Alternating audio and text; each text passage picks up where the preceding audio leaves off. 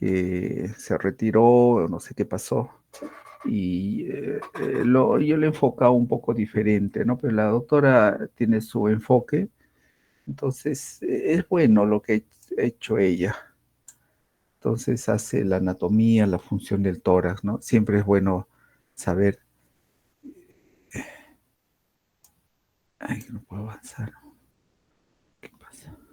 Ah, doctor, discúlpame, no está presentando pantalla. No, es la clase que ustedes lo tienen. No voy a presentar pantalla, vamos a revisar nomás. Ah, No, ok. no estoy presentando pantalla porque es estaba revisando las clases y indicándoles dónde tienen que poner más fuerza en los estudios. Entonces, en la clase de la doctora Sandoval, donde hace la anatomía, las vías respiratorias, hay cosas importantes, ¿no? Una de las cosas importantes que hay que saber acá es la anatomía de cómo colocar un DREN, por ejemplo, ¿no? Eh, Ustedes saben que eh, la caja torácica, representada por el esqueleto torácico, los músculos y está el tejido celular subcutáneo encima de la piel, a veces es muy difícil determinar ciertos límites anatómicos, pero cuando nosotros tenemos la necesidad, se requiere la colocación de un DREN torácico, hay un triángulo de seguridad. Hay un triángulo que nos marca ciertas pautas anatómicas por dónde tenemos que colocar un DREN torácico. ¿Por qué es importante conocer ese triángulo de seguridad? Porque cuando hay lesiones en abdomen, por ejemplo, el abdomen por distensión, por ilio, por neumoperitoneo o líquido a nivel del abdomen puede empujar los diafragmas y elevarlos.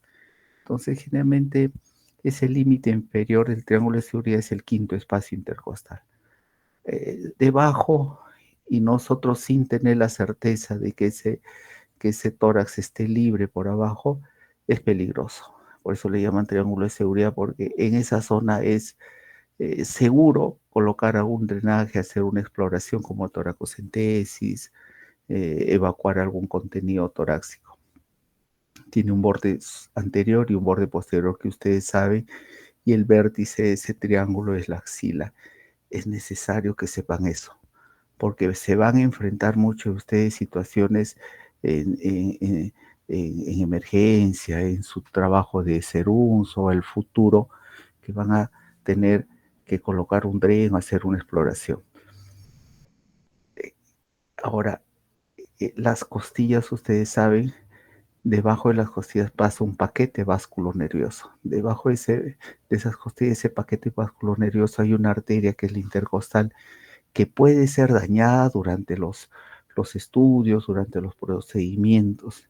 Entonces, una manera tranquila, cómoda y segura de colocar un DREN torácico es en ese triángulo sobre la costilla. Entonces, evitamos las laceraciones, las posibles laceraciones en los paquetes vasculonerviosos o también cuando hay un diafragma elevado, por ejemplo, si es el lado derecho, daño al hígado o en el lado izquierdo, daño al estómago, al colon, el ángulo esplénico, ¿no? Ese es importante que sepan de la anatomía. Después, la anatomía pues tiene una serie de características que ustedes ya lo han llevado en sus clases, ¿no? No se les va a preguntar, por ejemplo, eh, la segmentación bronquial, ¿no? Porque la segmentación bronquial está más para un especialista o un residente, ¿no?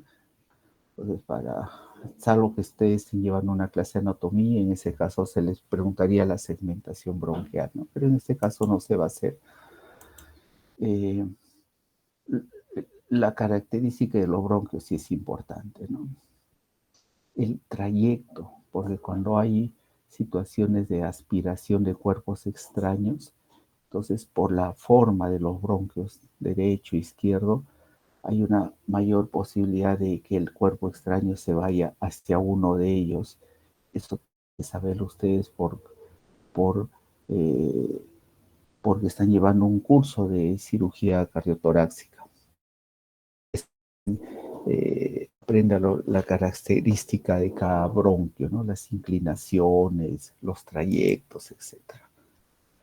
Después, bronquios, bronquiolos, alveolos. Es bueno verlo, pero en una forma general tenemos que hay dos pleuras, una parietal que está pegada a la caja torácica y una visceral que está pegada al parénquima pulmonar.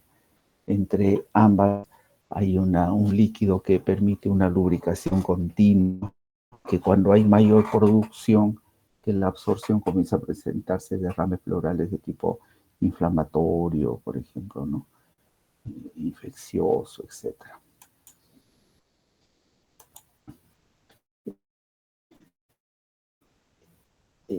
Es necesario también saber por qué en el tórax, cuando nosotros hacemos en forma iatrogénica, en forma quirúrgica o por medio de diferentes cosas.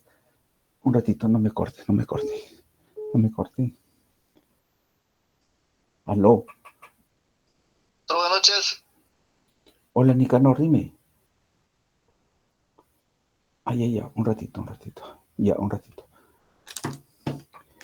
Entonces, es necesario saber por qué cuando tenemos una lesión torácica el aire ingresa hacia los pulmones. Entonces, ¿por qué? Porque hay una presión negativa.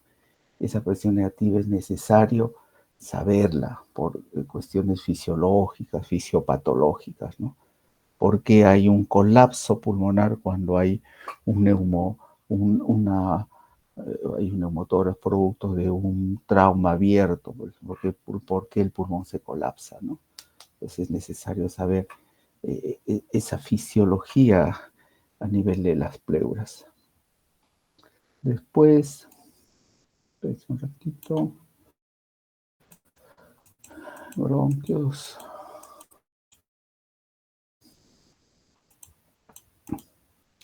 Los pulmones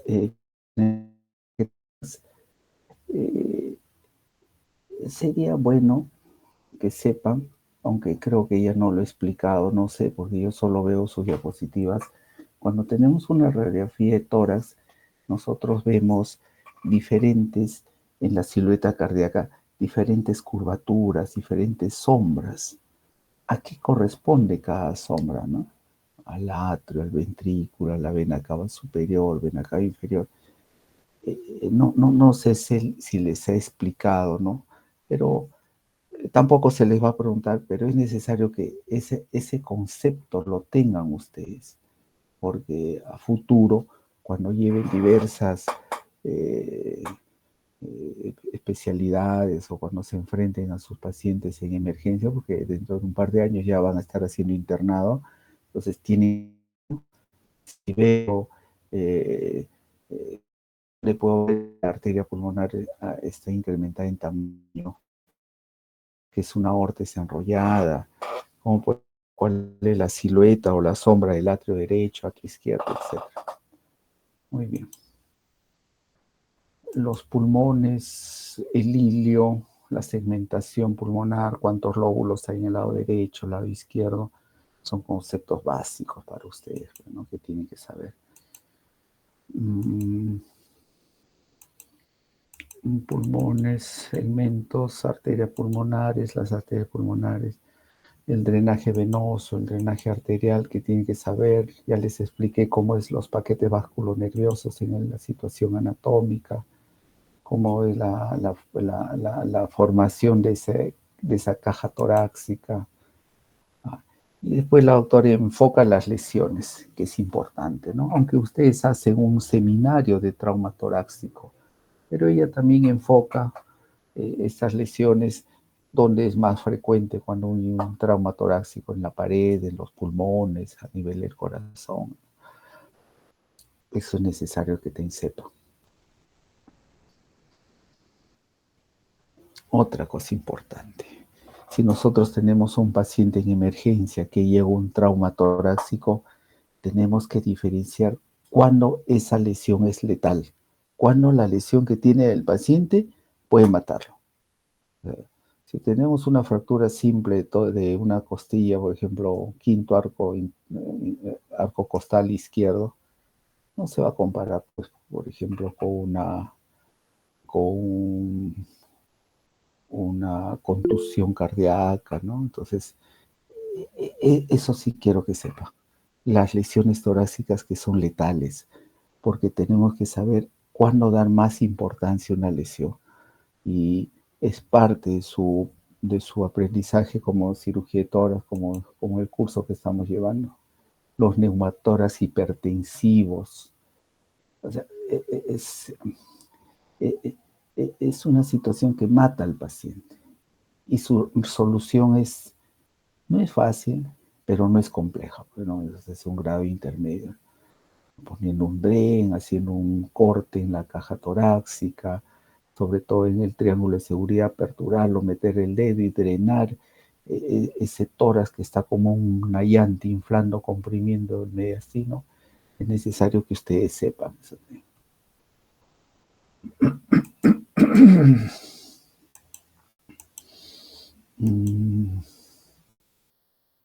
Cómo descomprimimos un tórax.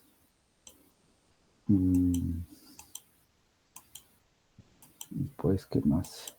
Esto lo han llevado en el seminario y ustedes saben muy bien esto. Otra cosa importante, un hemotórax masivo.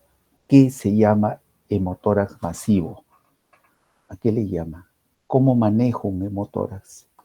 O sea, ¿qué hago si un paciente llega después de un trauma, de una caída, de una lesión de arma blanca y vemos un hemotórax?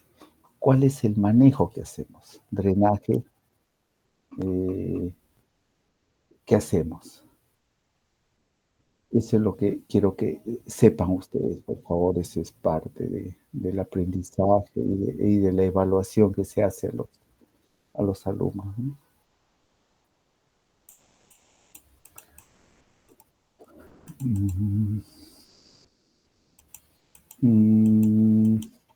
Brenes, ya les he hablado. Triángulo de seguridad. Toracotomía de emergencia. Tienen que saber, ya les he dicho.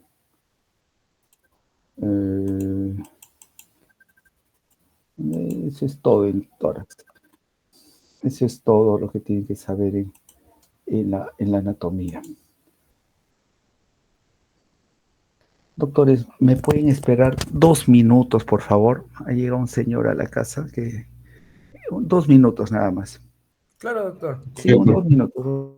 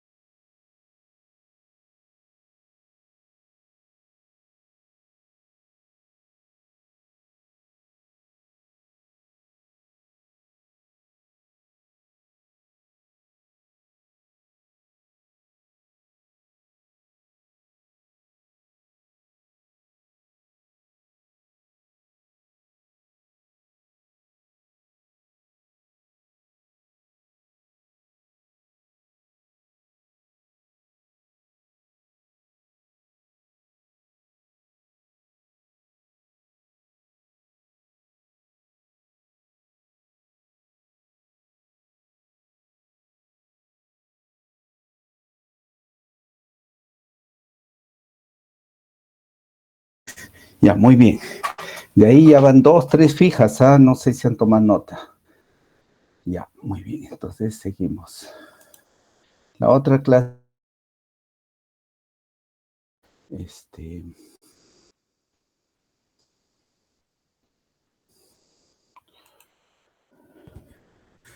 ah, estas clases sí son la del doctor Sotomayor. Sus preguntas son medias, bien, les da un cierto tono al doctor en las clases. ¿Me están escuchando? Disculpen, sí, ¿no? Sí, doctor. Perfecto. Sí, gracias. No, comencé a hablar y les pregunté, disculpe.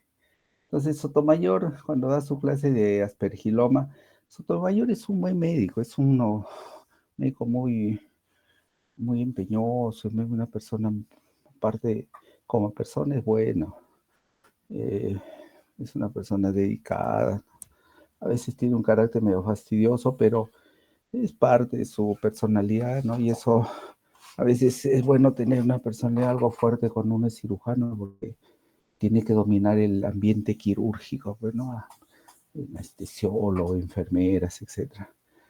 Pero es un muy buen cirujano.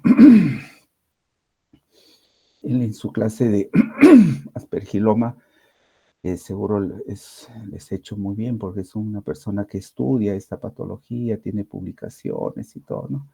¿Cuántos casos habrá operado, pues, Sotomayor de aspergiloma? 1000 casos habrá operado, todas las semanas opera. Muy bien. Esto tiene que saber, pues, ¿no? Las formas clínicas. ¿Qué es un aspergiloma? Eso es importante, ¿no?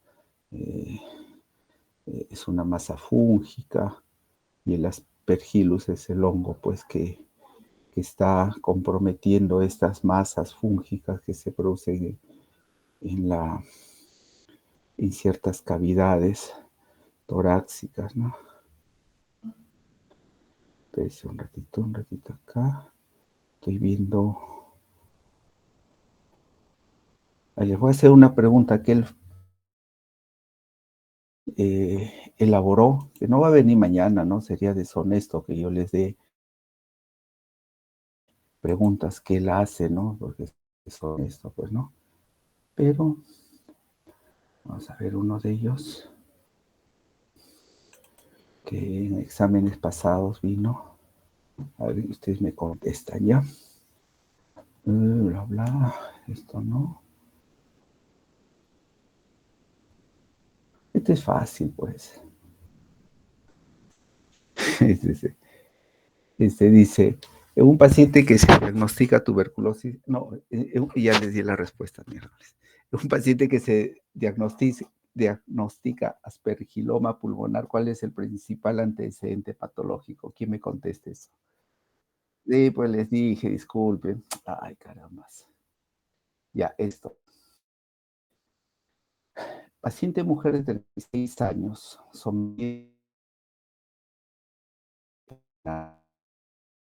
ese procedimiento quirúrgico más frecuente que se realiza.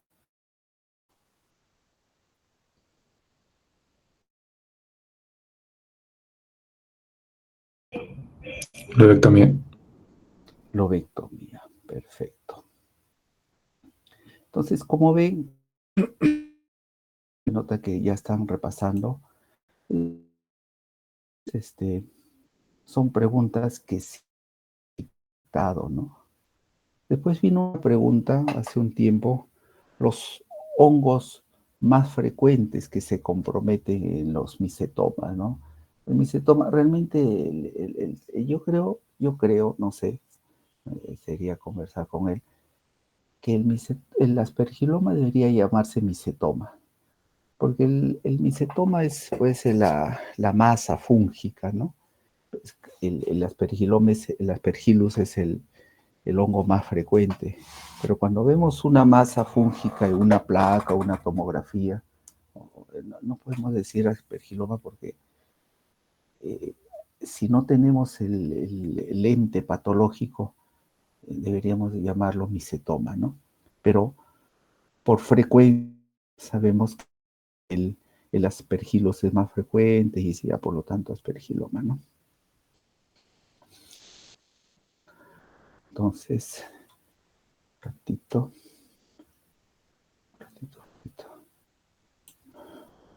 Entonces ya sabemos el concepto del micetoma, las especies, tiene que saber eso. El antecedente patológico más frecuente de la tuberculosis en nuestro medio, ¿no? Tal vez si vamos a otros medios, en Estados Unidos, Europa, ¿no? Tal vez, no lo sé, porque no he leído eso. El antecedente patológico más frecuente tal vez sea otro, ¿no? Abscesos, sarcoidosis, no lo sé. Pero en nuestro medio es la tuberculosis, ¿no?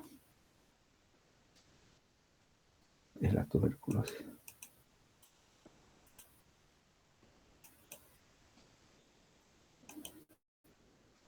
¿Qué es lo que más, qué es la, cuál es lo que, el signo o síntoma más frecuente de un aspergiloma o de un contesta? La hemoptisis, pues, ¿no? Ese es a veces pacientes que ni saben que tienen misetomas debuta con hemoptisis y comenzamos todo el estudio y demostramos que tiene un misetoma, ¿no? Comienzan a debutar con hemoptisis y a veces hemoptisis masivas, con compromiso hemodinámico. El paciente llega a la emergencia pues hipotenso, taquicárdico, botando grandes cantidades de sangre que a veces he visto y de verdad que es angustiante ver que cada vez que el paciente tose, expulsa sangre y se puede morir desangrado, ¿no? Entonces, tenemos que saber eso, cómo manejar esa complicación, cómo manejar esa complicación de ese paciente que está con un sangrado profuso en una situación de, de estas, ¿no? Porque el micetoma al crecer erosiona.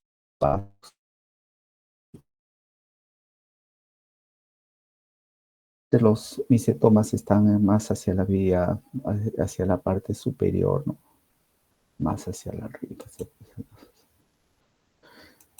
Entonces, vamos a ver otra pregunta que les hace. Vamos a buscar para que se vayan repasando. A ver, vamos a ver.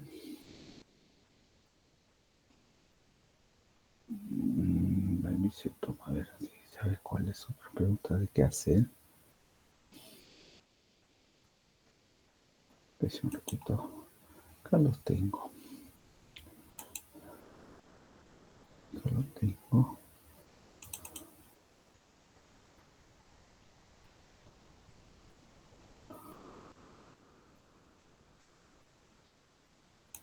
¿Dónde está?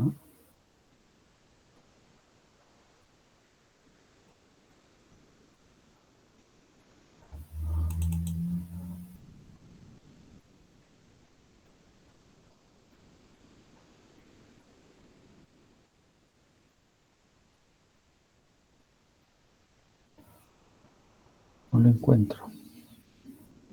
Ahorita lo encuentro. Vamos a seguir avanzando ya, mientras yo voy buscando. Entonces, eso tienen que saber ustedes, pues, ¿no? Teórico, sustitutorio. ¿Dónde está?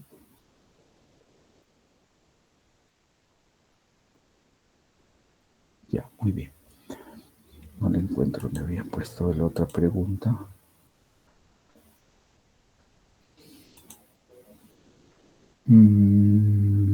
Se toma lista.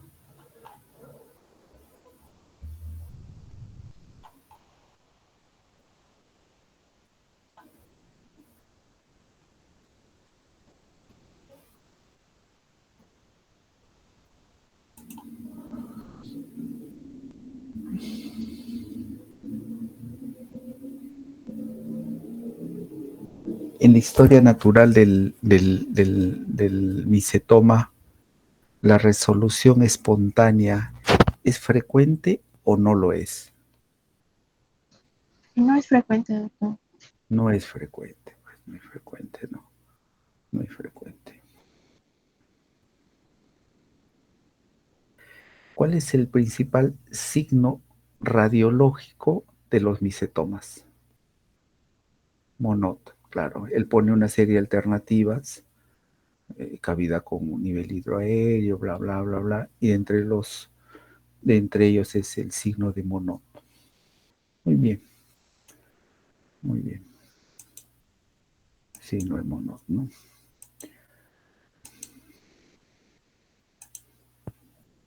¿Cuál es el principal método diagnóstico para la aspergilosis? No, no, no. El método diagnóstico de laboratorio. Test de inmunodifusión. Claro, inmunodifusión. Esa es la respuesta, ¿no?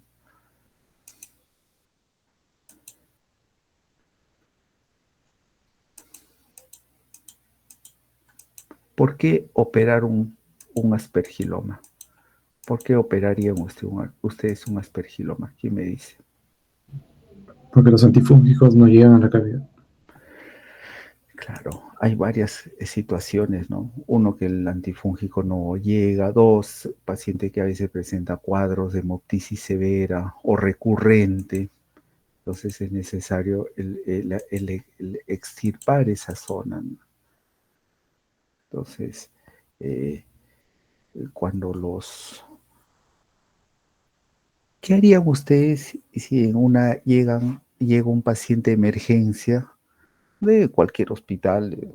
Ustedes están de internos, por ejemplo, pongamos un ejemplo, 2 de mayo, no sé si ustedes han sido internado, y un ejemplo, pues no, llega un paciente en su guardia de medicina a 1 de la mañana con una hemoptisis masiva, el paciente hipotenso, taquicárdico, sudoroso, ya vemos signos de shock, ¿no? ¿Qué harían ustedes? Aparte ponerle un suero, hidratarlo, bla, bla. ¿Qué harían? ¿Cuál sería su actitud? En el 2 de mayo hay todo, ¿ah? Hay cirujanos, hay radiografía, hay tomografía. ¿Qué harían ustedes? ¿Qué piensan? Es una hemoptisis masiva con compromiso hemodinámico. Esa es la respuesta, pues, ¿no? ¿Por qué? Porque antes, cuando no había este método de trabajo, el paciente iba a sala de operaciones a hacer qué, a resecar lo que nosotros creemos que está sangrando. Hacíamos resecciones a veces amplias, pues, ¿no? A veces el pulmón estaba tan adherido, el paciente hipotenso, teníamos a veces, terminaba en pacientes en neumonectomía o muerte, ¿no? Pero ahora con los nuevos métodos de trabajo que hay, el intervencionismo, que tanta eh, revolución ha hecho en la medicina, nos soluciona muchas patologías, hasta un infarto, ¿no? Paciente infartando, lo lleva a intervencionismo y se resuelve y vive. Paciente un shock por una estenosis mitral, un anciano que sabemos que no va a recibir, le ponemos un TAVI, una válvula aórtica percutánea y se salvó. Muy bien, eso es casi todo, ¿eh? Muy bien, si lo sabe. Entonces cerramos. Otra clase que les dieron.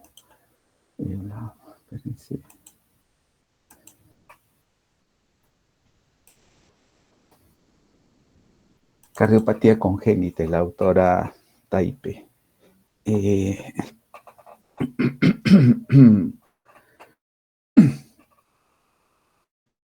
les habla sobre la embriología, que es importante, cómo se forma el corazón en la embriología, y la alteración de se forma un tubo, ese tubo se pliega, se forman las cavidades, etcétera, etcétera, ¿no? Los septum, las válvulas, es importante que se sepa. Entonces, es importante, pero en este momento no se les va a preguntar eso, ¿no? Pero sí quiero que sepan la concordancia. ¿Quién me puede contestar que es un situs solitus? O si puede también contestar que es un situs inversus.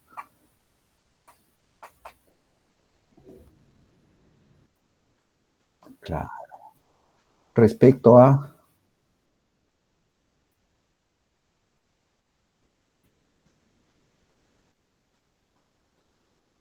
Pero en relación a qué. Al lado derecho, doctor. Pero al lado derecho en relación acá, ¿a qué?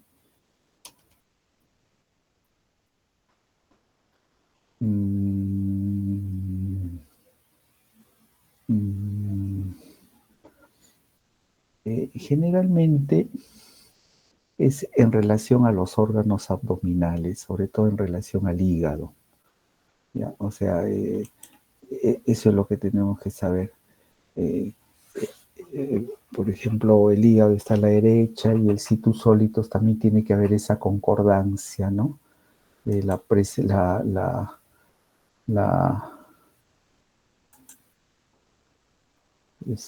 está? No sé qué pasa. Ya. Repasen eso. Yo no le puedo dar más cosas, no más datos. No puedo decir, como una vez el año pasado, les hicimos un repaso, así una noche, de verdad que yo no sabía ni las preguntas del examen, porque eso fue con el doctor Nieto cuando estaba de coordinador. Y al día siguiente hubo unas muy buenas notas, ¿no? Y Nieto me llama y dice, creo que el examen ha sido filtrado. Me dice, ¿por qué, maestro? Le digo, muchas altas notas, demasiado. Me dijo, no puede ser, un examen así. Digo, maestro, pero hay notas bajas, sí, pero no, si se hubiera filtrado todos tendrían buena nota, pero ahí, por eso, no. Usted denle un repaso ya, por favor. Después, eso repasan, circulación fetal, bueno.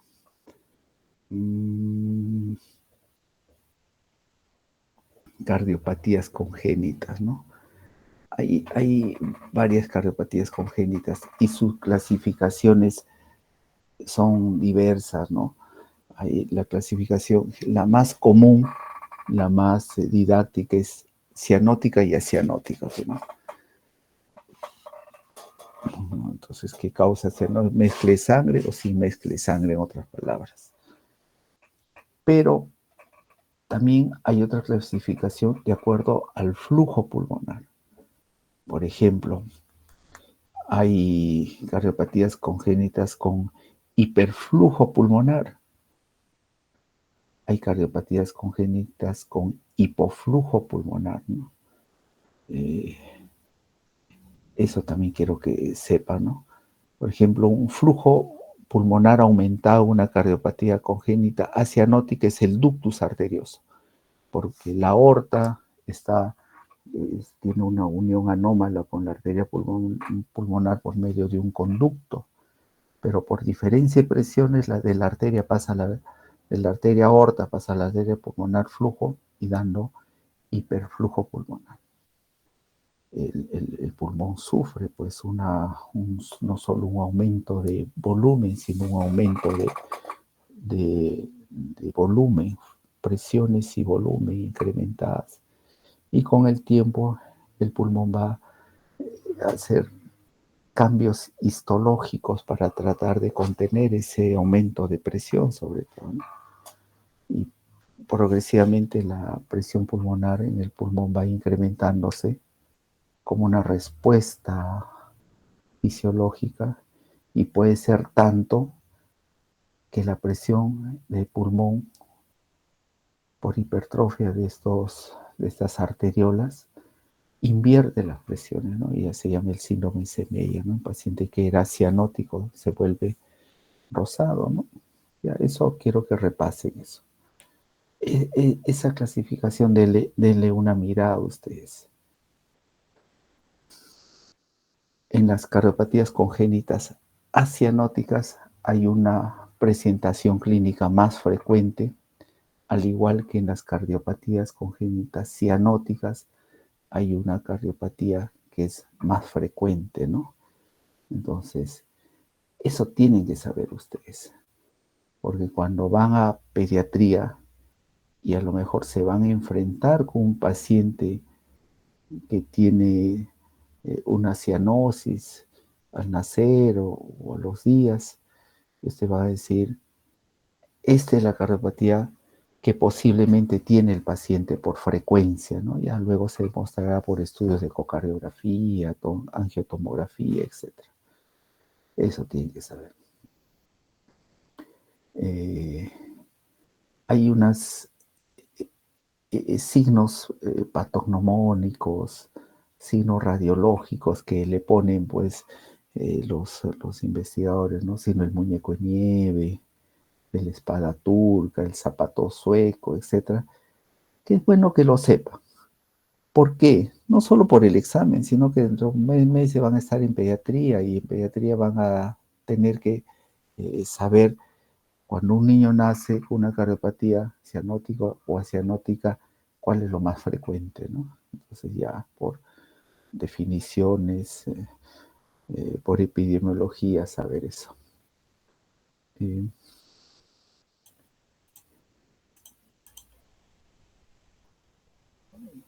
Eso quiero que lo sepa. La coartación de aorta. Actualmente ya no se opera casi coartación porque igual el intervencionismo ha hecho que esta cirugía cada día sea menos frecuente. Acuerdo yo haber operado muchas coartaciones y es complejo en los adultos. Hay una gran circulación colateral por la estrechez de la aorta luego del nacimiento de las subclavias sobre todo, ¿no? Y las costillas son erosionadas porque las intercostales se desarrollan, ¿no? Y el pulso, el latido continuo sobre la parte subcostal erosiona las costillas, ¿no? Y tiene un signo patognomónico. ¿Quién se acuerda cómo se llama ese signo? ¿Cómo? No. Tú tomas una radiografía de tórax y ves erosiones de la parte de las costillas en la parte. Pero eso tiene un nombre de un investigador. Rosler. Rosler, perfecto. Y saben, ¿no? El examen pasado fueron 5 o 6 20, creo. Espero que ustedes les ganen los chicos. ¿Cómo hacemos el diagnóstico? El estudio principal de una cardiopatía congénita es la ecocardiografía. ¿Por qué? Porque la ecocardiografía ve el corazón, no solo la función, sino también la anatomía, como les dije, ¿no? La ecocardiografía es un instrumento valioso. Diagnóstico de las valvulopatías, diagnóstico de las cardiopatías congénitas, diagnóstico de los tumores cardíacos, que no es motivo de enseñarles, ¿no? Ahora, ¿no? Los mixomas, los sarcomas cardíacos que a veces hay, ¿no? La ecocardiografía visualiza el corazón en sus diferentes cámaras. Podemos hacer mediciones de presiones, de flujos, de volúmenes. La ecocardiografía no solo es transtorácica por encima del pecho, sino también es transesofágica. Entonces, el principal método diagnóstico de una cardiopatía congénita es el eco. El eco nos sirve para eso, ¿no? Entonces, tanto así que la cardiopatía congénita en la etapa intrauterina es diagnosticada por eco. Yo acuerdo, hace unos años estuve en Houston creo que, ¿no? Hay tantos lugares que he viajado, Houston creo, donde hubo un congreso de actualización de cirugía cardíaca, en el cual el grupo de Houston, del hospital, ¿cómo se llama el hospital donde yo estuve ahí?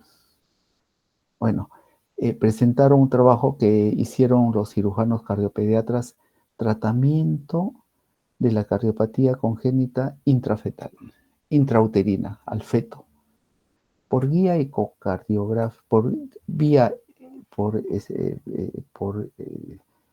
eco, llegaban a punzar la barriguita de la mamá, atravesaban líquido, llegaban al fetito, atravesaban el feto por catéteres y llegaban hacia la cardiopatía congénita. En ese caso habían diagnosticado una coartación de aorta.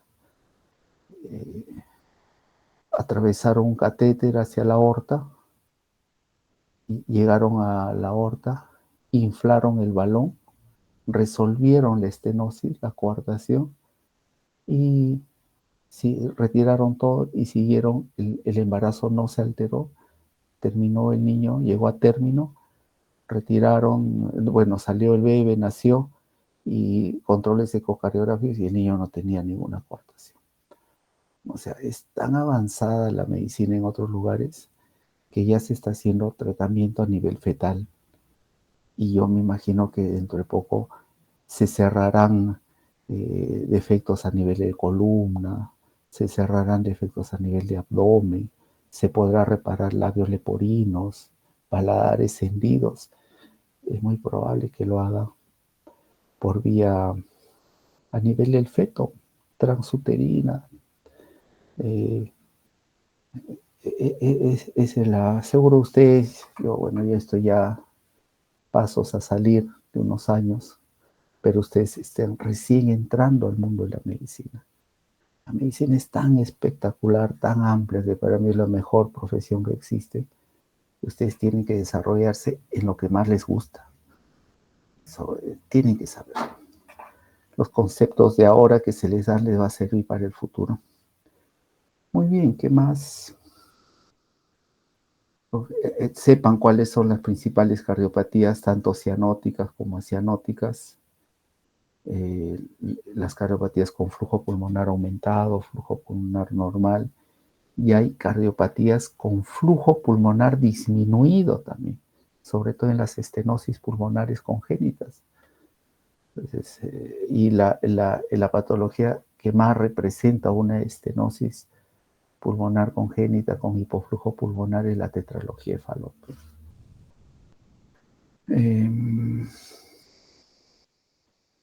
Reparaciones de las cardiopatías congénitas.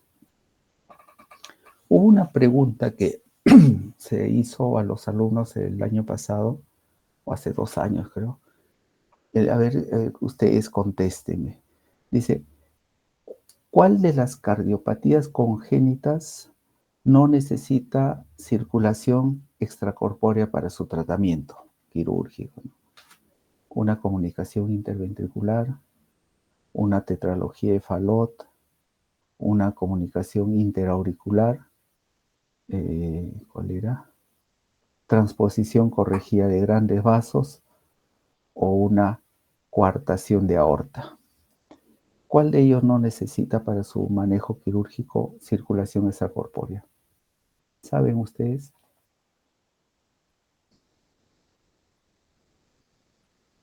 La coartación, doctor. La coartación es la respuesta verdadera que se marcó. Pero, siempre hay un pero. La medicina no es una ciencia absoluta. Hay situaciones, porque esa pregunta puede haber sido objetada por alguno de los alumnos, ¿no? Yo me quedé callado, ¿no? Porque el doctor, la mayoría contestó coartación de aorta. Pero en algunas situaciones tenemos que someter al paciente con coartación de aorta a circulación extracorpórea, sobre todo coartaciones aorta complejas o muy grandes. Yo personalmente, yo habré operado pues 50 coartaciones de aorta, o tal vez más.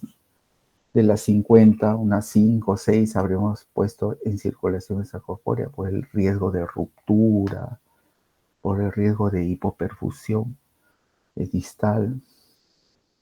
Yo tengo una experiencia muy mal en esto, ¿no? Un paciente que operamos de coartación terminó con una paraplegia que hasta ahora me da pena, ¿no? Un ingeniero era. Porque cuando uno hace el clampaje distal para cerrar la coartación, la vía de entrada y salida de esa zona de coartación, a veces podemos cerrar las arterias que llevan sangre a la médula, ¿no? El paciente hizo un infarto medular.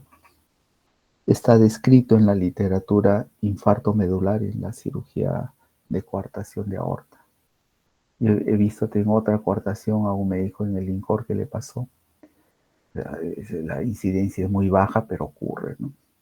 Entonces, en algunos casos tenemos que poner circulación extracorpórea porque lo meritan. Entonces, no es una respuesta totalmente cierta, porque al negar, podríamos cambiar la estructura de la pregunta, no poner diferente pregunta, pero pues eso no. Bueno, tipos de comunicación interauricular, la más frecuente es la perimembranosa.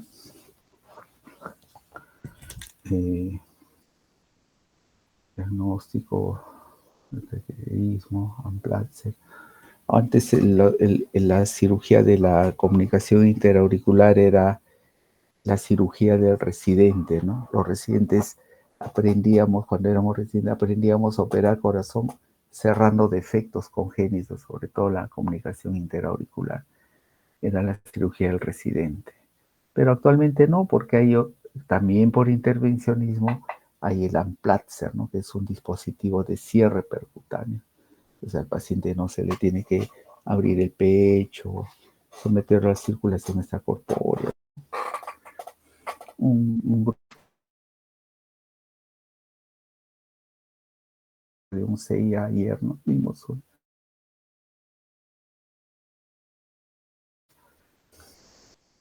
Muy bien, de ahí creo que ahí nomás queda de circulación extracorpórea, no les he preguntado más.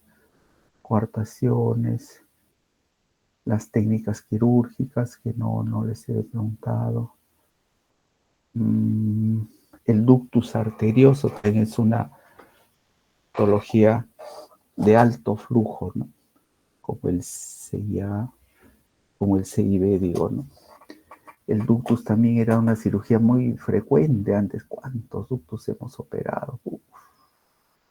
Actualmente hay dispositivos de cierre. Ya no necesitamos abrirle el tórax, etc. ¿Cuántos muertos he visto por cierre de ductus? Porque se rasga el ductus, el paciente muere porque sangra.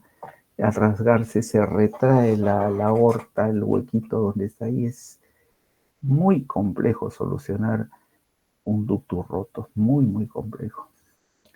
Suerte he tenido que hasta ahora no se ha muerto ninguno que yo he operado, ¿no? Ojalá que nunca me pase. Entonces, cuando vemos ductus complejos, por ejemplo, que ya no necesita circulación extracorpórea, lo ponemos en circulación extracorpórea por seguridad del paciente, ¿no?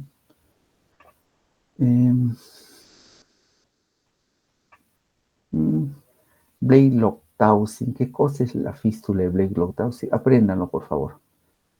En la historia de la cirugía cardiovascular, pues marcó un hito, ¿no? Del manejo de las cardiopatías congénitas, la fístula de Blake-Loctaussig. Sepan el concepto.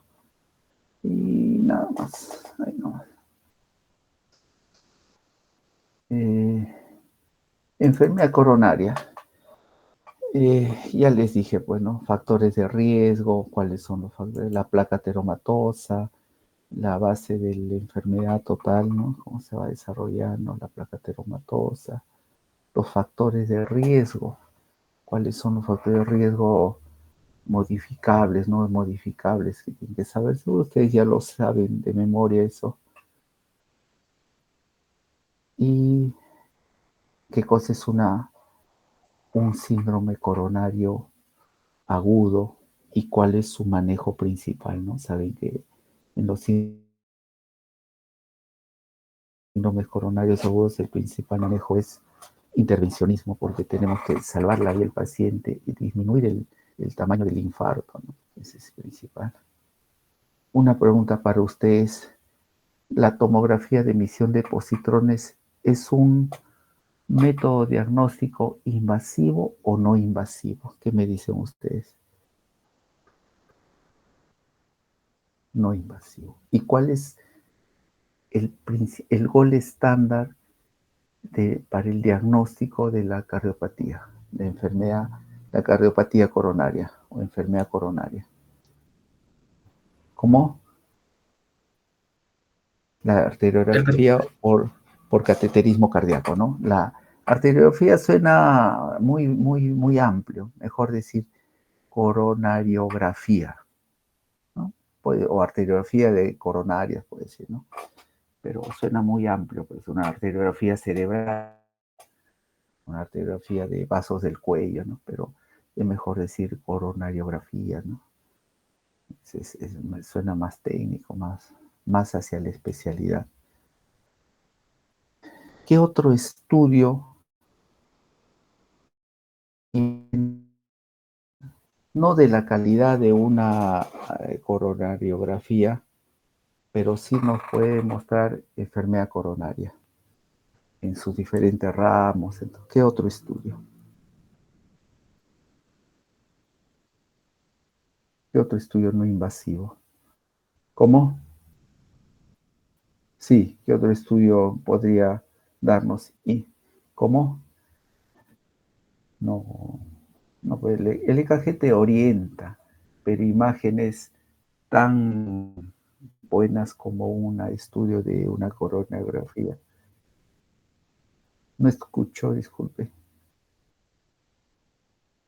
No, yo les dije que la resonancia magnética para vasos coronarios no es bueno. No, hasta ahora no es bueno.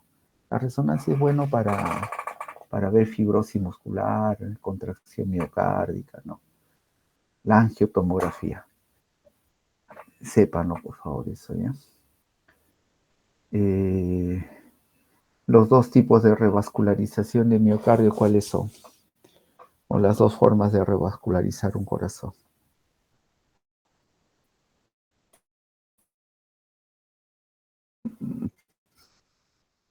Pero la es una Percutáneo y cirugía, doctor. intervencionismo coronario percutáneo, es el nombre técnico. Ya ustedes son médicos, ya puede decirte la persona que no esté estudiando medicina, ¿no? Pero usted ya tiene que tener ya lo técnico, ¿no? Doctor, ¿sería el intervencionismo, lo que mencionaba, la coronaria percutánea y la revascularización quirúrgica? Esas son las dos formas de revascularización, ¿no? Como les he explicado. Y en los síndromes coronarios agudos, rápido actuar, ¿no? Actuar, liberar esa obstrucción del vaso culpable. Sabemos que tenemos dos tipos de injertos principales, arteriales y venosos. Ya saben ustedes cuál es la vena que se saca, la única, y cuáles son los dos principales injertos arteriales, ya lo saben. El beneficio de las arterias es su patencia, más largo viven, ¿no? Más largo están permeables. Hoy día hemos visto un paciente en la discusión clínica del servicio, año 98, miren, 98, 2008, 2018, 19, 20, 21, 22, 23, 24, 25, está 20, 27 años, ¿no?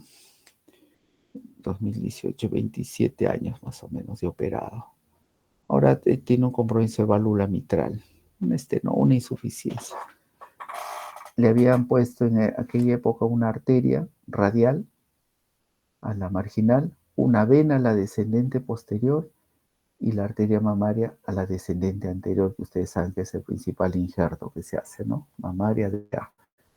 Le han hecho el estudio de coronariografía, el cual muestra el puente mamario permeable, el puente radial permeable y el puente venoso ocluido. Imagínense. O sea, eso es el beneficio del uso de los injertos arteriales, ¿no?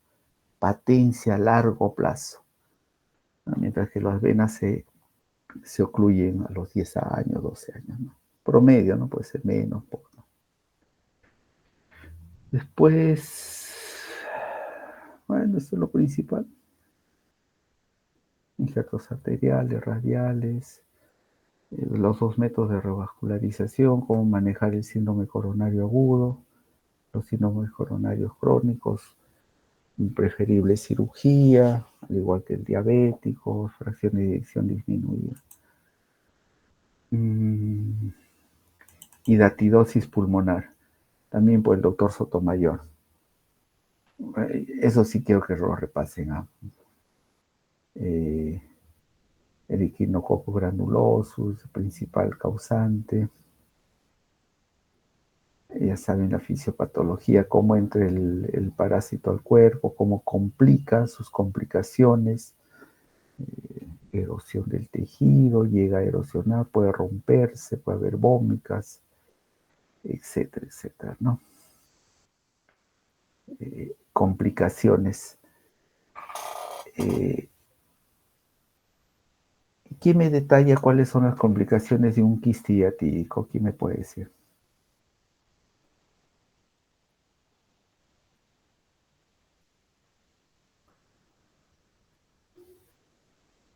Un hidroneumotórax y lo que son fístulas, broncopleural. Fístulas, empiemas, hidroneumotoras, ¿no?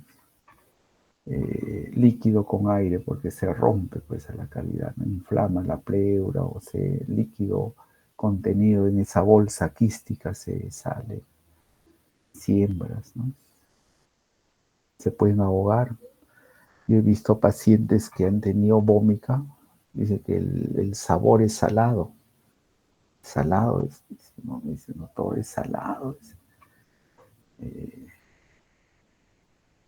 es horrible, pues, se siembran los pacientes, ¿no? Eso sí, denle un repasadito a ustedes ahorita antes de dormir.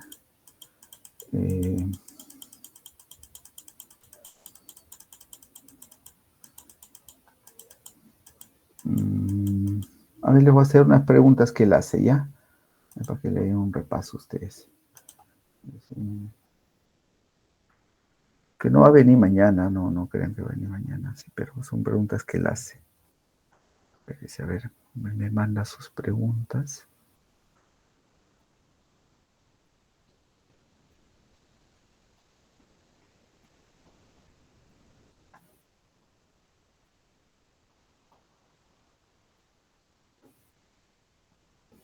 Espérense ahorita, espérense. Ay, ¿dónde está?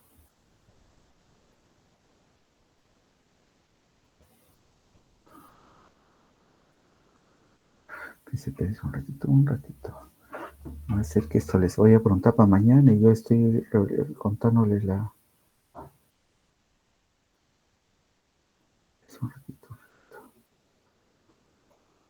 Creo que se pregunta de mañana, casi les digo.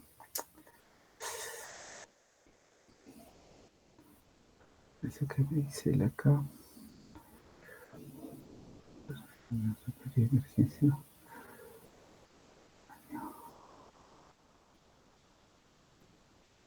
Ah, no, sí, casi les dicto la pregunta de mañana. Carambas. Con confianza, nomás, Doc. No te pases, pues. Está peligroso. Después de otros se quejan los otros compañeros. Le guardamos el secreto, doctor. El doctor me ha dictado la pregunta y me está mañana casquero, me está diciendo que todo usted está mal, ¿cómo va a dictarle la respuesta a los... Y usted no Acá no hay memoria, doctor. Usted no promueve el estudio, promueve la copia, va a decir. Espérate. Casi les dicto, ¿ah?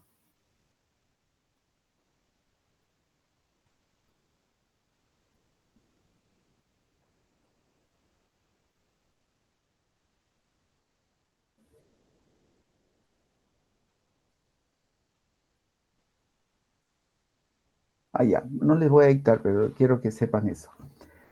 Imágenes radiológicas de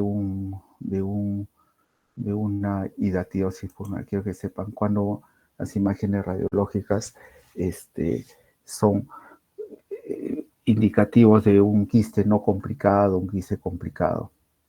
Eso quiero que sepan, ¿no? Que cuando un quiste no está complicado, como lo vemos en una imagen radiológica y cómo vemos una imagen radiológica de un quiste hidratico complicado.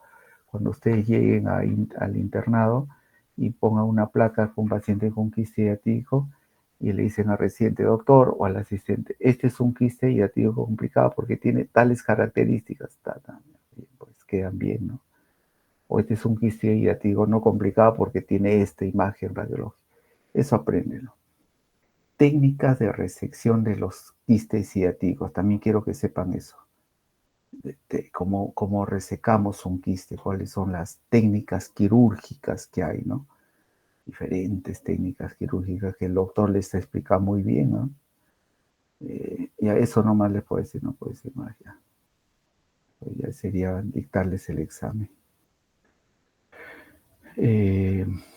Hay unas fotos impresionantes que él pone, cómo evacúan un tórax y salen las membranas, los huevos, es horrible eso.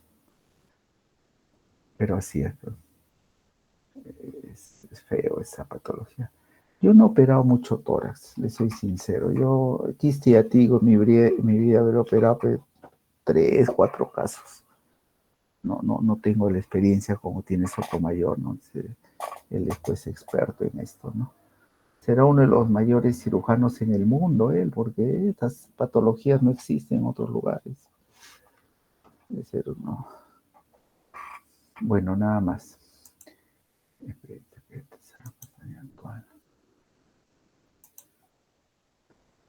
Otro. Infecciones pulmonares, empiemas. Es bonito esta clase, porque vemos el empiema puede ser pues producido, absceso, empiema, diferentes causas, ¿no? A veces hay causas idiopáticas, no sé por qué el paciente ha hecho, ¿no? Inmunosupresiones, a veces traumas torácicos con hemotórax retenido. Esa sangre se retiene y puede infectarse, ¿no? Darnos empiemas, abscesos, ¿no? Eso tienen que saber ustedes. El absceso pulmonar cuando es único, múltiple.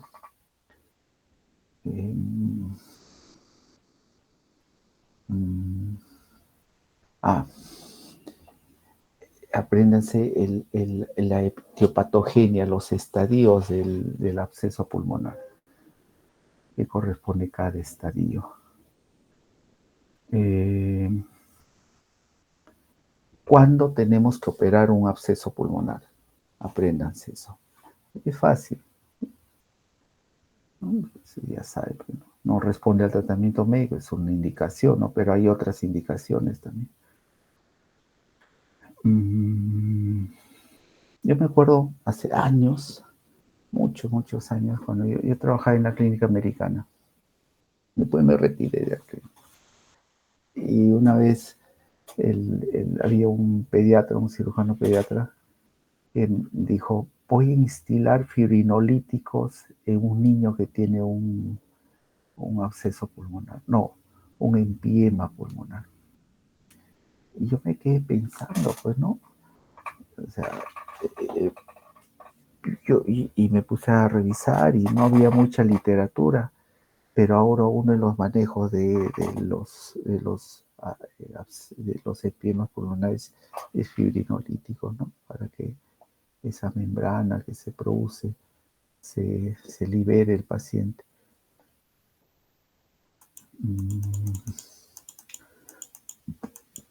A ver si hay una pregunta de eso, espérense.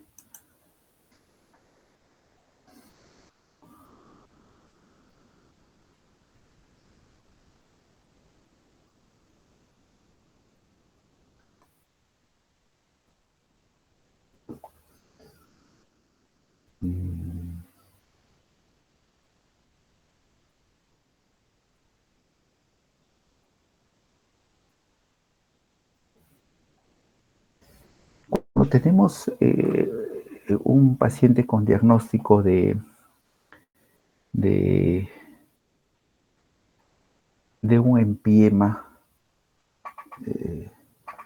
¿cuál es el manejo inicial de este paciente? ¿Qué me dicen ustedes? El manejo inicial de un empiema.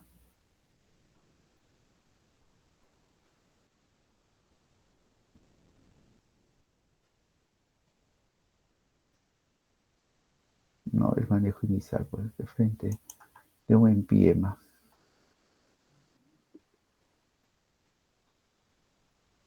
Antibiótico-terapia y drenaje, doctor. Ujú. A veces el principio quirúrgico de toda colección purulenta es drenarlo y darle soporte antibiótico, ¿no? Eso es importante. Es importante eso.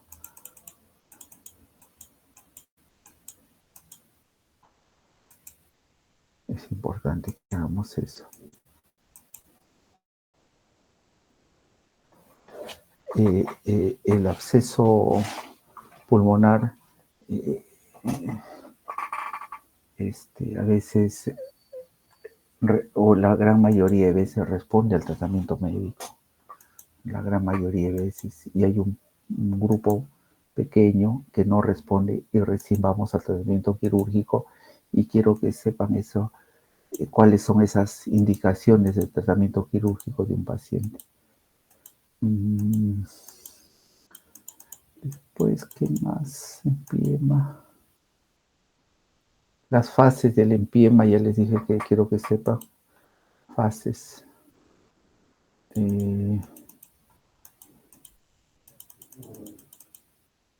Nada más. Muy bien. Si saben, ¿no? Yo veo que han estudiado, están listos para la pie diabético. Pie diabético.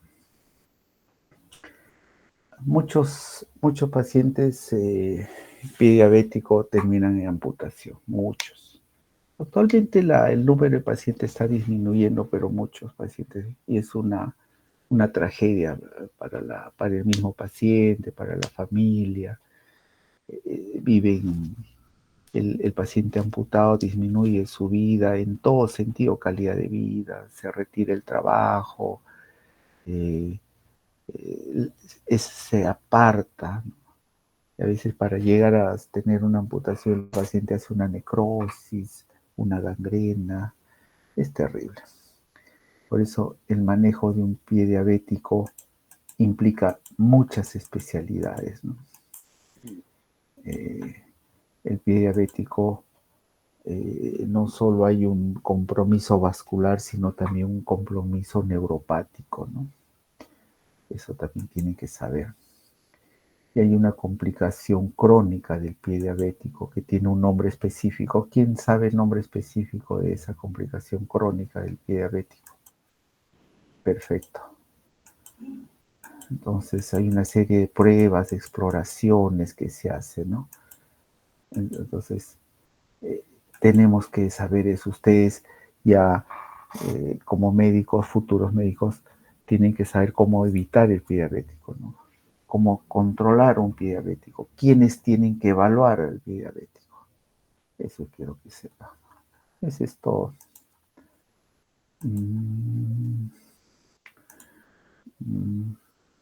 Tuberculosis pulmonar del doctor Mardonio.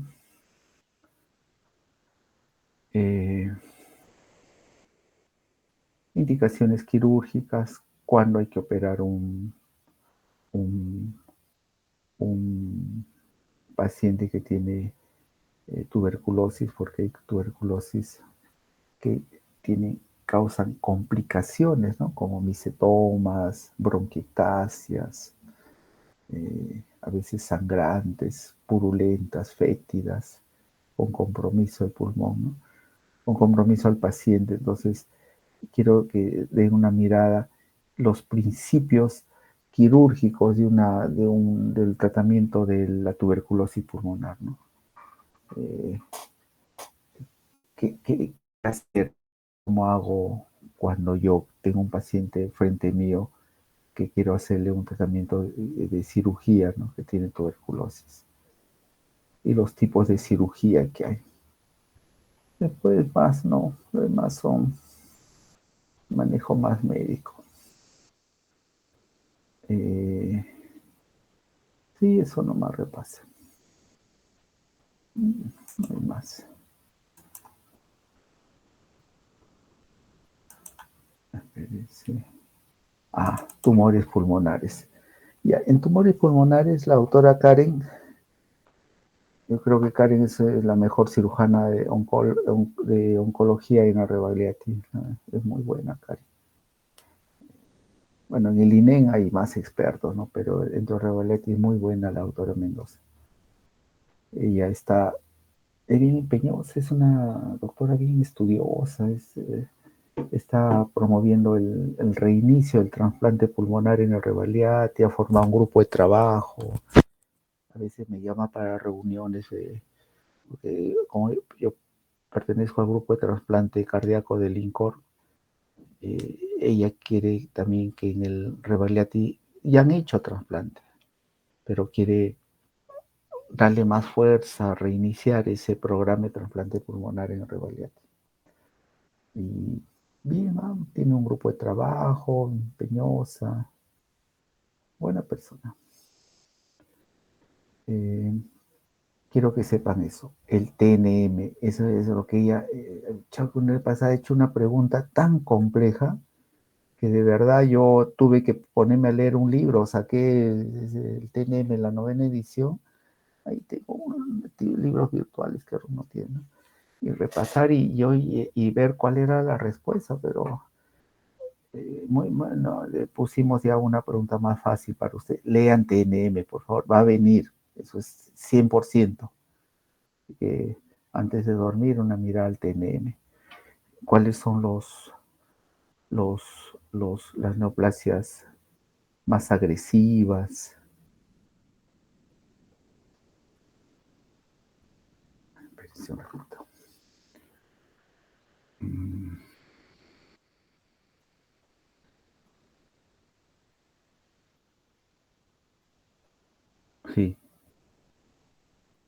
Sí, sí, léanlo, por favor. Hay 2 preguntas de neoplasia pulmonar. Que no son el TNM, sí, la pregunta no es tan compleja, pero sepan qué cosa es el T1, esas cosas.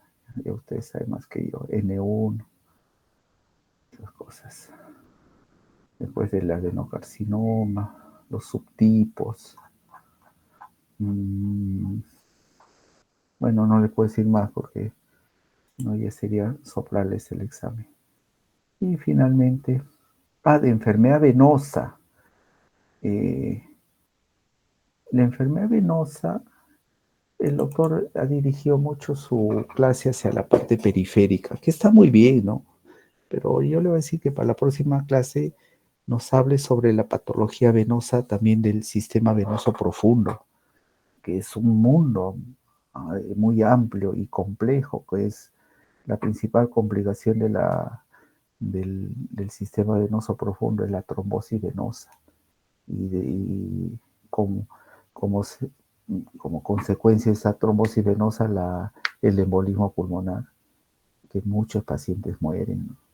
Y hay formas del tratamiento del embolismo pulmonar, es quirúrgico, ahora el intervencionismo, que se mete catéteres hacia la pulmonar y se produce la tromboaspiración, hay la cirugía, personalmente yo he operado 3, creo, pacientes con trombosis aguda, severa, entran en paro, porque hipóxicos, hemos abierto el tórax, la arteria pulmonar y hemos sacado coágulos con la pinza Fester, ¿me acuerdo? Hacen infartos pulmonares, muy complejos, muy difíciles, factores de riesgo de la tromboembolia pulmonar que no les ha hablado él, ¿no? Pero les digo un poco, por ejemplo, un factor de riesgo es el sedentarismo, ¿no? Los ancianos, sobre todo, que no se mueven, hacen trombosis venosa profunda. Los signos de una trombosis venosa profunda es el edema, que a veces hay cambio de coloración, pero un paciente postrado que no tenía edema en miembros inferiores y súbitamente hace edema, tiene que pensar ustedes una trombosis venosa profunda. Hay que hacerle un estudio que es el más rápido, hacer lo que es un ecodoppler. El ecodoppler venoso nos sirve para el descarte de una trombosis venosa profunda. Y si vemos que son trombos largos, flotantes dentro de la luz venosa, aparte del riesgo aparte del inicio de la anticoagulación inmediata, a veces hay que poner filtros de vena cava para evitar que ese trombo, una vez que se desprenda, llegue al pulmón. Y si llega al pulmón, hay otro manejo, ¿no? La anticoagulación, la tromboaspiración, la cirugía. Otros factores de riesgo que he visto, y no es infrecuente, es el uso de anticonceptivos. No en todas las chicas, ¿no? A veces se toma hormonas por diferentes motivos, anticoncepción, tumores, esas cosas, poliquistes, y a veces terminan con trombosis venosa las personas, ¿no? El principal traumatismo, fracturas de cadera, de fémur, sobre todo la principal causa es la inmovilización, ¿no? Eso tiene que saber usted de la trombosis. Medidas de profilaxia. La principal medida profiláctica es el movimiento del paciente, ¿no? Los ancianos están postraditos, que no se mueven, ¿no? Ancianitas, sí. Hacerles ejercicios, movimiento, masajes, el uso de medias antitrombóticas y el uso de anticoagulación, ¿no? Eso no les explica el otro, pero ya les doy un resumen. Y de válvulas, que para acabar ya saben pues ustedes, ¿no? El principal método de diagnóstico de la válvula es la ecocardiografía. Tenemos que saber cuando un paciente tiene una valvulopatía, cuándo operarlo, porque si tiene una estenosis aórtica leve, no es quirúrgico, es observación. Y durante esa observación tenemos que tener ciertas medidas de cuidado, evitar endocarditis, ¿no? Prevención de infecciones de boca, de piel, ¿no? Para evitar endocarditis. Y si se somete un paciente a una terapia cualquiera de una cateterismo vesical, una curación de dientes, ¿no? Darle antibióticos profilácticos, ¿no? Para evitar que ese germen movilizado llegue a la válvula que ya tiene un daño previo y haga endocarditis. Hay pruebas invasivas que se utilizan en el diagnóstico o en el diagnóstico de la valvulopatía, pero no para ver la válvula en sí, sino para ver complicaciones o patologías asociadas, como son la enfermedad coronaria, la hipertensión pulmonar. Y los estudios no invasivos, ya saben ustedes, ¿no? La valvulopatía, una de las valvulopatías más importantes y que necesitamos saber su diagnóstico y su manejo es la valvulopatía aórtica. La válvula aórtica, cuando es una estenosis severa, que criterios diagnósticos, cuando es severa y el paciente tiene síntomas o ya tiene alguna alteración en la función cardíaca, como fracción de eyección disminuida o dilatación del ventrículo, es quirúrgico. Es necesario hacer el y las dos técnicas son pues el TAVI y la cirugía a pecho abierto, ¿no? O cirugía cardíaca, ¿no? Eso tienen que saber ustedes. ¿Cuándo se dice que es una estenosis aórtica severa? Bueno, ¿y qué hacer cuando una estenosis aórtica es severa y el paciente tiene síntomas o un daño ya cardíaco? Eso tiene que ser porque van a ser médicos, cualquier especialidad, a lo mejor alguno de ustedes es oftalmólogo, ¿no? Ya te olvidaste el corazón, pues ya más veo la retina, veo los problemas oculares, ¿no? Pero tienes un familiar, un amigo, un colega, te dice, tengo una estenosis aórtica severa, piensa que tiene que ser solucionada eso, porque el paciente, su expectativa de vida es corta. Muy bien.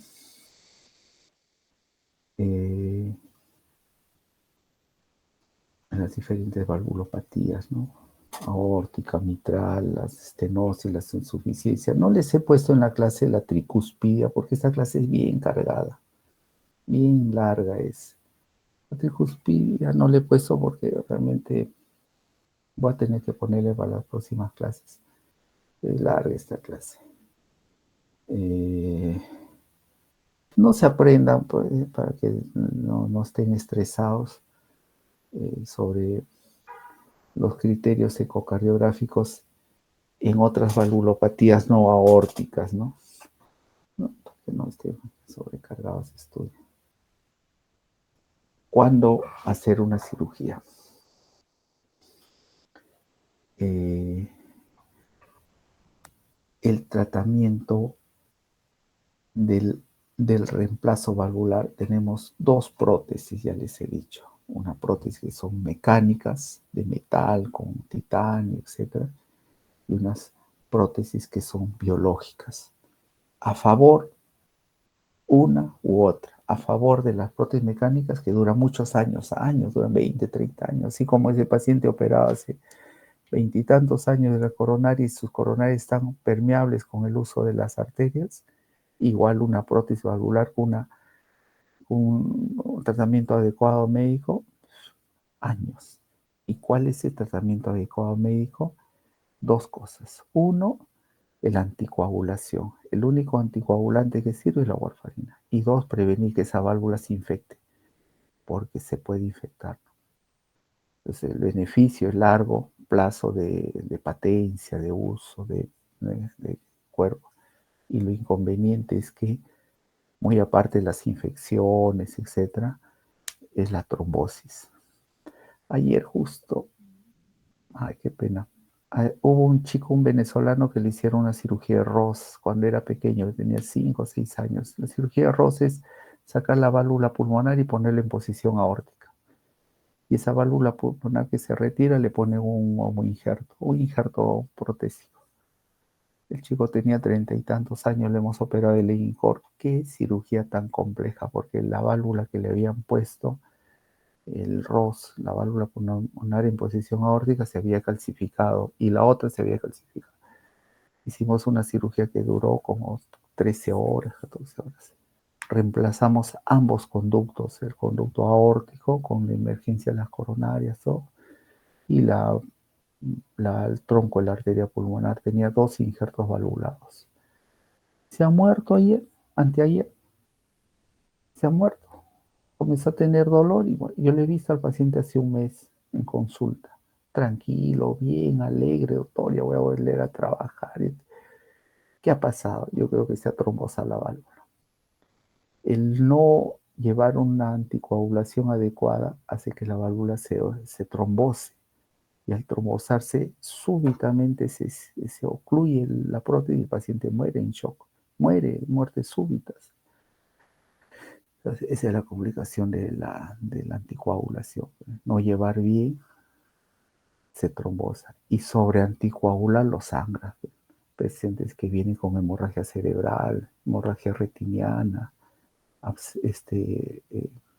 hematomas hepáticos, ¿no?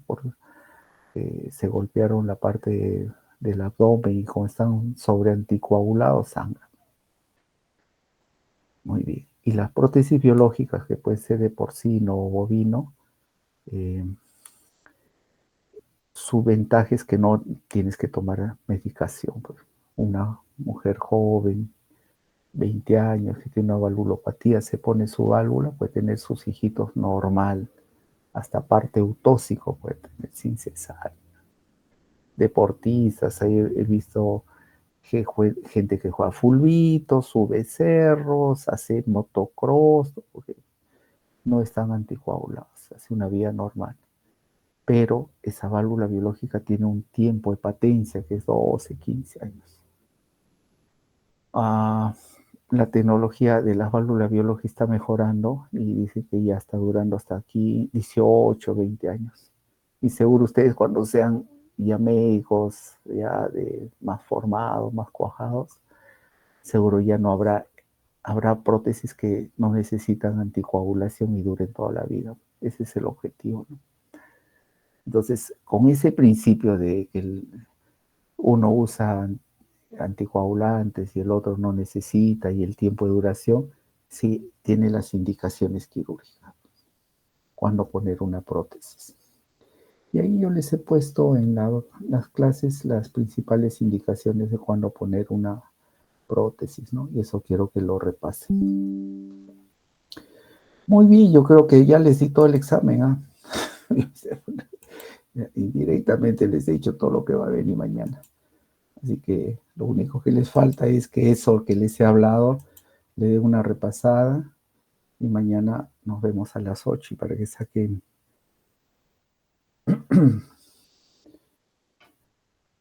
para que saquen 20. Seguro varios 20 va a haber mañana. Espero que no haya desaprobados. El ciclo pasado solo 2 chicos se desaprobaron. Uno porque su papi creo que se enfermó. Bueno, es algo que me contó y una compañera suya que no sé qué pasó. Y después en el sustitutorio sacaron buena nota. No quiero que haya susti. No es que no quiera yo ir a dar el susti, ¿no? Sino es por ustedes. Consejos de una persona que ha visto tantas cosas y que ya está en unos años ya me retiro. Sean buenos médicos, en la especialidad que sea. Y yo creo que ustedes lo van a hacer. Porque quedarse hasta estas horas repasando exige cierto grado de sacrificio. Muy bien, chicos, nos vemos mañana. ¿Alguna pregunta que quieran hacerme? Sí, doctor, todo claro, muchísimas Son gracias. 10, un par de horitas más, 12 se duerman para que mañana estén bien lúcidos, pues. Ya, nos vemos mañana. Un abrazo.